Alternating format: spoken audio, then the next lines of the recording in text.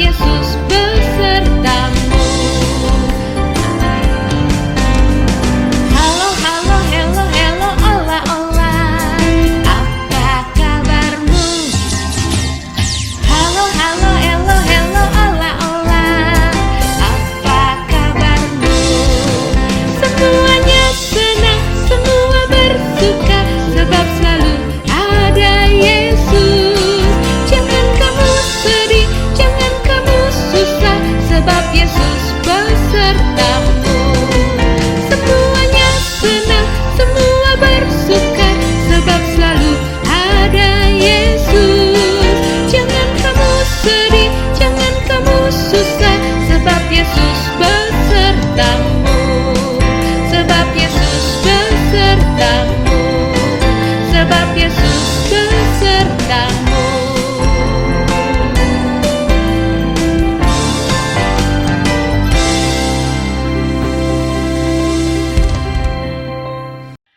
Halo Bikids, tadi kita sudah nyanyi nih sama-sama. Lagunya halo, halo, hello, hello, ola, ola, apa kabarmu? Cucu, cucu. Wah, anak-anak sudah hebat, sudah bisa menyapa orang-orang di sekitarnya. Sekarang kita mau berdoa dulu.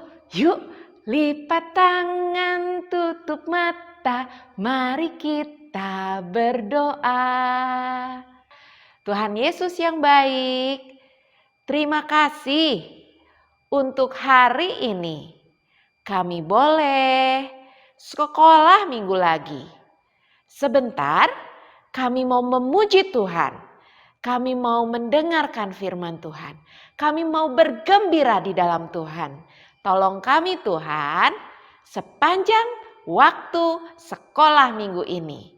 Dalam nama Tuhan Yesus, kami berdoa dan bersyukur. Amin. Wah, berdoa sudah. Ini tandanya sekarang kita mau memuji Tuhan. Sudah siap? Ayo semuanya kita bangkit berdiri. Kita nyanyi dulu. Bertambah-tambah dalamnya. Bertambah-tambah lebarnya.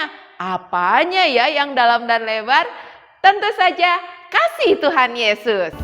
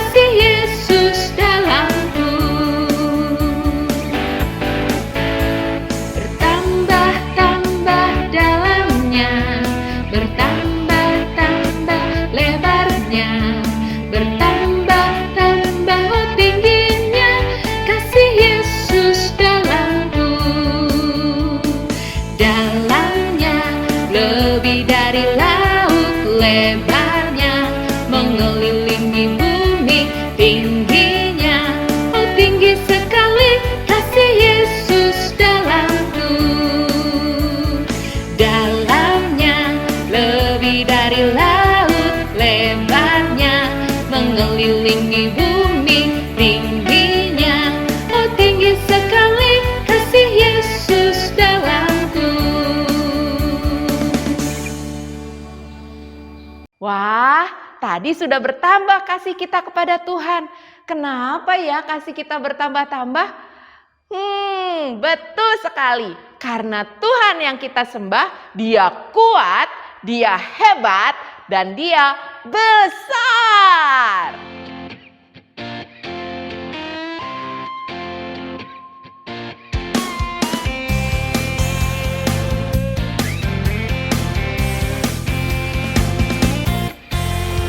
Kuat-kuat yang terkuat, hebat-hebat yang terhebat, besar-besar yang terbesar, itulah Tuhan Yesusku, Yesus yang terkuat.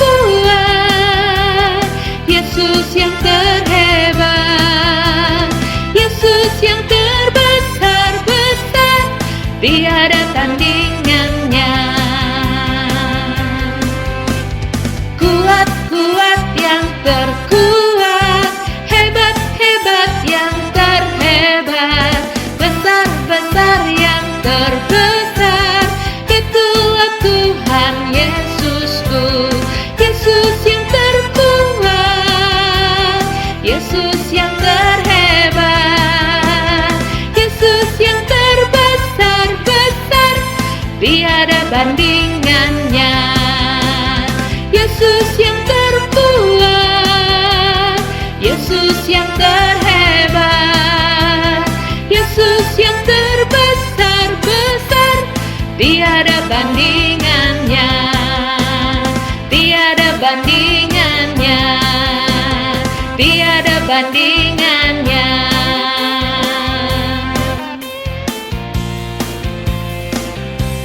Nah, tadi kita sudah nyanyi. Udah capek belum Bikits? Belum? Wih, hebat sekali. Tapi sekarang kita mau pakai tubuh kita. Yang paling penting kita mau pakai telinga kita untuk mendengar firman Tuhan. Yuk semuanya duduk yang baik. Kita naikkan pujian, menyiapkan hati kita untuk dengar-dengaran firman Tuhan.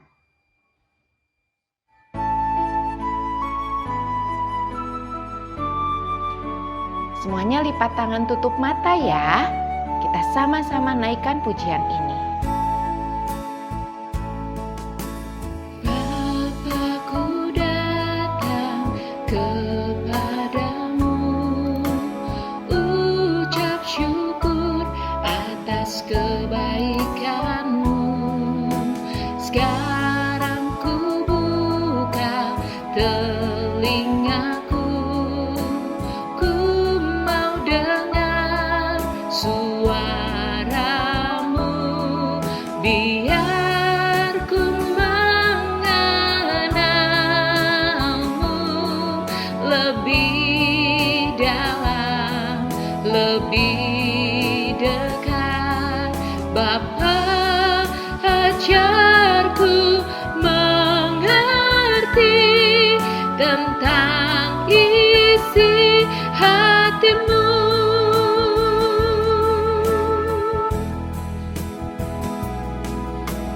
Bapa-Ku datang kepadamu, ucap syukur atas kebaikan-Mu.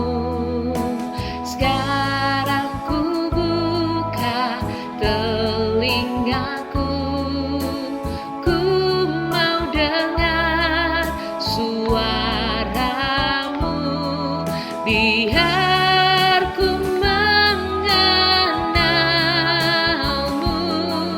lebih dalam, lebih dekat. Bapa, ajarku mengerti tentang isi hati-Mu.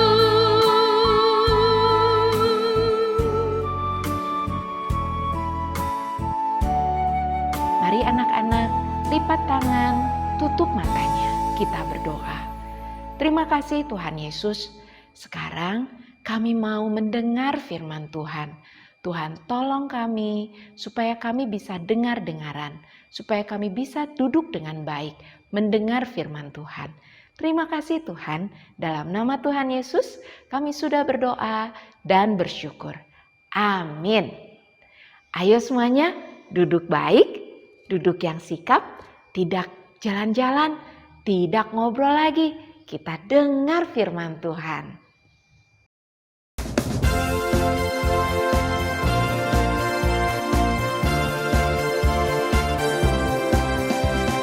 Halo anak-anak, selamat pagi. Yuk kita buka Alkitabnya, kita siapkan telinganya untuk mendengarkan cerita firman Tuhan pagi ini. Pagi ini Kak Ratna mau cerita tentang bangsa Israel. Ayo jawab ya.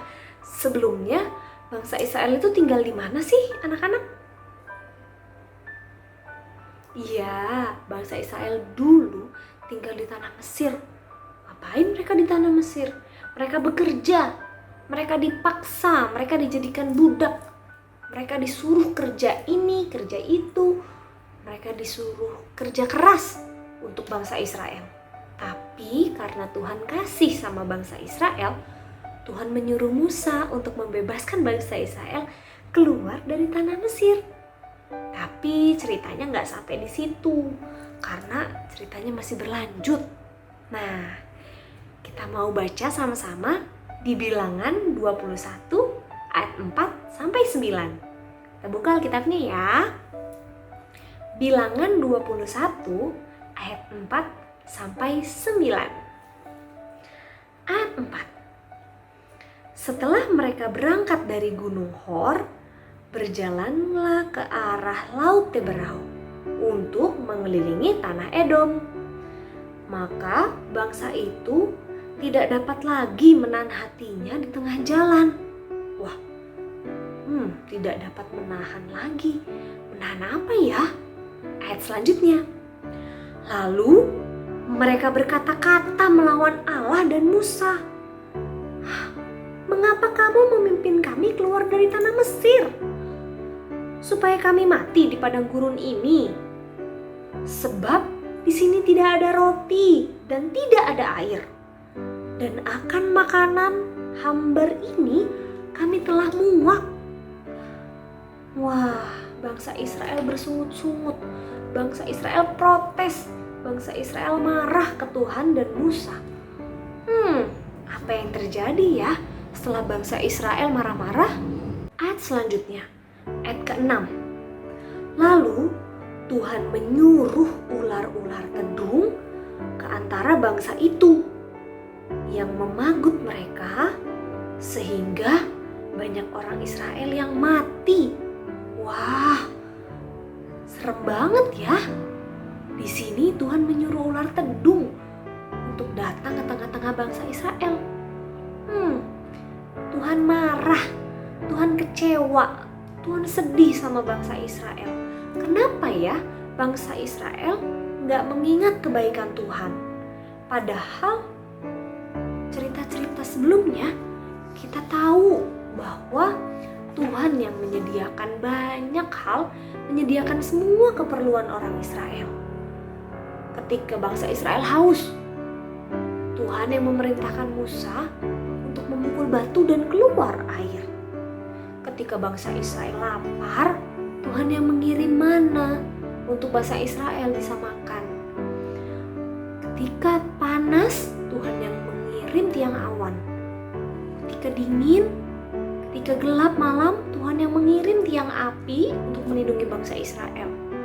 Tuhan juga yang menjauhkan bangsa Israel dari sakit penyakit. Tuhan juga menolong kaki bangsa Israel supaya nggak bengkak selama perjalanan jauh di padang gurun. Tuhan yang menyediakan pakaian untuk mereka pakai. Semuanya Tuhan berikan, tapi mereka nggak bisa ingat kebaikan Tuhan yang begitu banyak. Bangsa Israel hanya bisa menggerutu dan marah-marah sama Tuhan, protes sama Tuhan, kecewa. Jadi Tuhan marah dan menyuruh ular-ular tedung datang. Lalu apa yang terjadi ya selanjutnya ya? Sepertinya Tuhan sedih karena segala hal yang baik mereka lupakan dari Tuhan. Mereka punya hati yang bebal, hati yang keras, hati yang mau terus-terusan ditindas, hati yang mau terus-terusan menjadi budak orang Israel. Kita baca ayat selanjutnya ya. Lalu ayat ke-7. Kemudian datanglah bangsa itu mendapatkan Musa dan berkata, "Kami telah berdosa, sebab kami berkata-kata melawan Tuhan dan engkau. Berdoalah kepada Tuhan, supaya dijauhkannya ular-ular itu daripada kami." Lalu Musa berdoa untuk bangsa itu. Bangsa Israel meminta kepada Musa supaya berdoa menjauhkan ular-ular. Tapi, mari kita lihat ya, apakah Tuhan mengabulkan doa mereka untuk menjauhkan ular itu? Ayat ke-8. Maka berfirmanlah Tuhan kepada Musa, "Buatlah ular tedung dan taruhlah itu pada sebuah tiang. Maka setiap orang yang terpagut, jika ia melihatnya, ia tetap hidup." Ayat 9. Lalu Musa membuat ular tembaga dan menaruhnya pada sebuah tiang. Maka jika seseorang dipagut ular dan ia memandang kepada ular tembaga itu, tetaplah ia hidup. Ketika bangsa Israel minta supaya Tuhan jauhkan ularnya, tapi Tuhan gak lakukan itu. Apa yang Tuhan lakukan? Tuhan memerintahkan Musa untuk membuat ular tembaga. Ada jalan lain. Artinya Tuhan tidak menjauhkan pencobaannya, tapi Tuhan menyediakan jalan.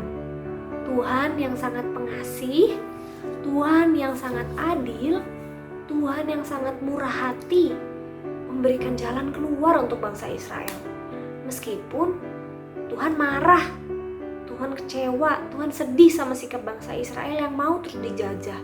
Bahkan ketika Tuhan sudah membawa mereka, melindungi mereka di tengah padang gurun, pergi dari orang Mesir, tapi mereka masih menanyakan hal, "Mengapa engkau membawa kami keluar dari tanah Mesir?" Tuhan tetap mengampun, Tuhan tetap mengasihi, dan Tuhan menyediakan jalan. Dan kita tahu di ayat terakhir, di ayat 9, semua orang yang terpagut dan melihat ular tembaga itu tetap hidup. Wow, Tuhan tetap memberikan kasih dan pengampunannya ya.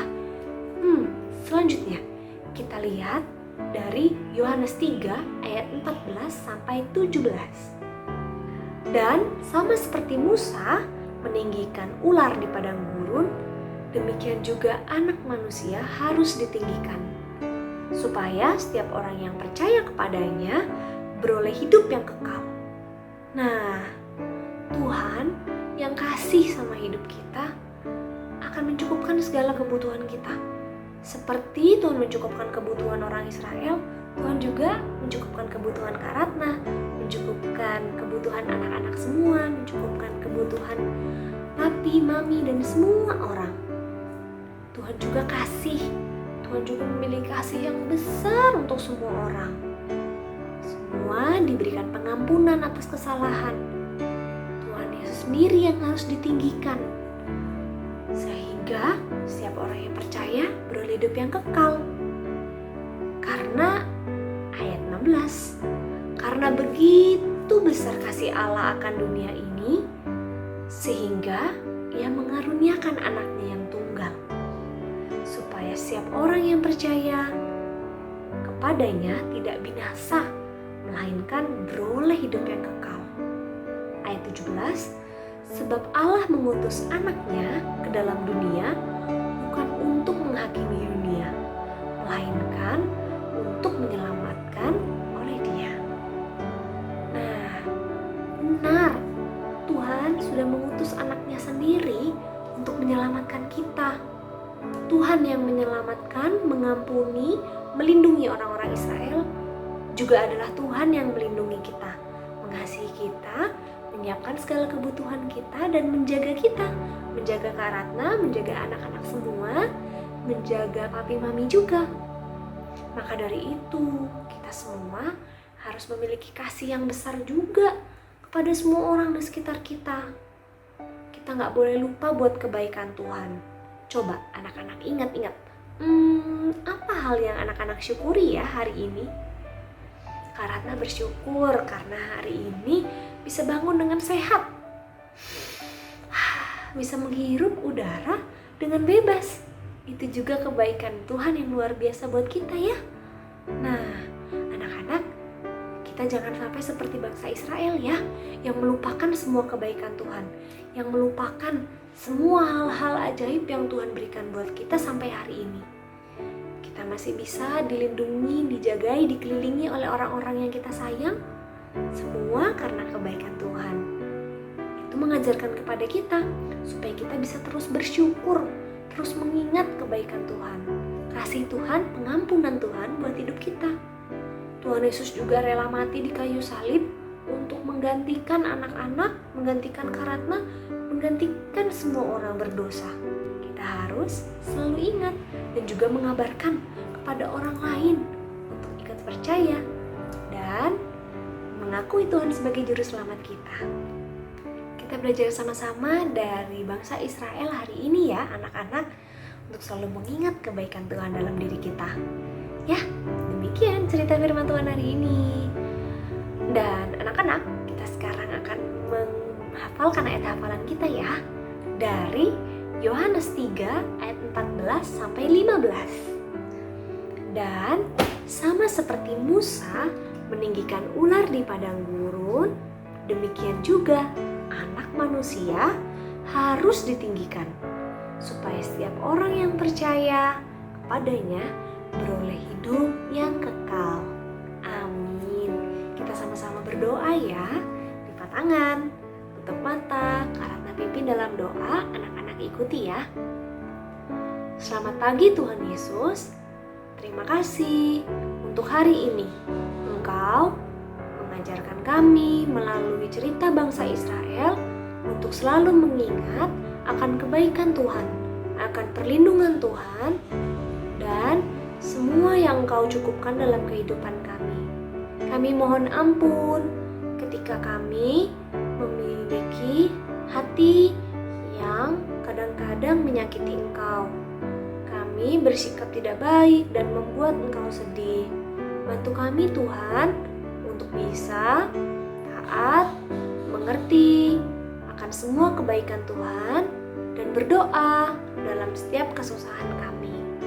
Terima kasih Tuhan. Kami bersyukur juga buat Tuhan Yesus yang sudah mati untuk kami di kayu salib menggantikan kami. Bantu juga kami untuk bisa kasih kepada sesama kami dan menjadi terang Kristus dalam diri kami. Terima kasih Tuhan untuk karya pengorbanan-Mu. Kami menyerahkan seluruh hidup kami ke dalam tangan-Mu Tuhan. Dalam nama Tuhan Yesus, kami sudah berdoa. Kami mau mengakhiri sekolah minggu kami. Pertemukan kami minggu depan untuk bisa belajar bersama-sama lagi. Terima kasih Tuhan. Amin. Sampai jumpa lagi anak-anak. Tuhan Yesus memberkati.